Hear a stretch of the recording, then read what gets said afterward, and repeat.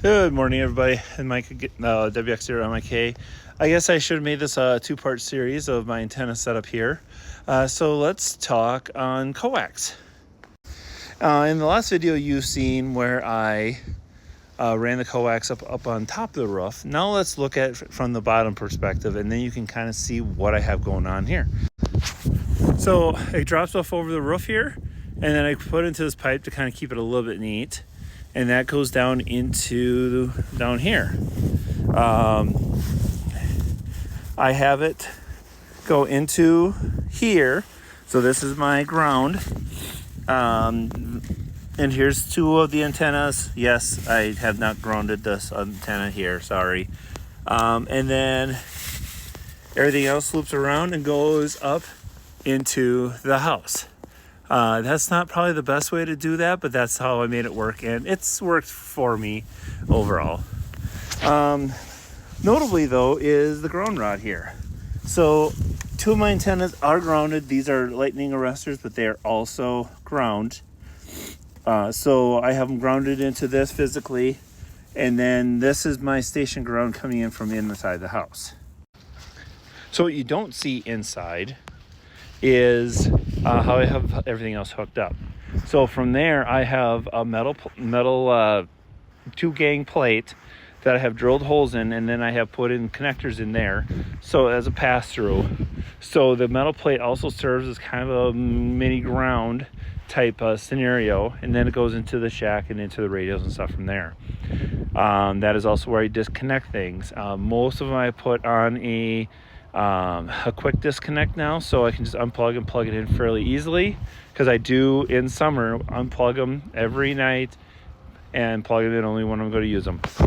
On the one thing that you don't see that there is that is hooked up to any other common ground in the station. Now if you follow a spec, this ground rod should be tied to the main ground rod in the house. Well, here's the problem. So here's my ground rod here, and let me take you around to where my power is. Oh, by the way, my power comes in through there. It goes in underground. So I assume that goes underneath the house. So let's keep going. We'll, and honestly, it's probably equal distance no matter which way to go around the house.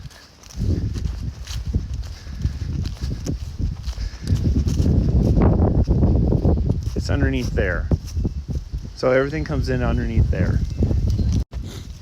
That is a long distance. And doable, of course, but drilling all those drone rods, making sure I don't hit the septic system in the process. There's a lot of just variables associated with that just don't make it very feasible. So I don't. And you know what? I've had no problems. So don't be afraid to make it work for you, even if it doesn't meet how it's quote unquote supposed to be done. Now, the only other thing maybe, and I have not dug into this at all, is there might be a ground rod over by my power pole here, but I don't know where it would be or what it would look like. And that would be realistic to reach, because I think it only take, what's here, 1, 2, probably 3 ground rods and I don't know, 50 feet of copper ground wire to make it work. But it's not high on the priority list for me right now. So everything works otherwise. I've had no problems, like I said, and I make it work for me. So don't be afraid to make it work for you. Don't be afraid to experiment a little bit, because we are amateurs, we're not professionals, and as long as you do the best you can, you'll do just fine. So 7.3 WX0 MIK.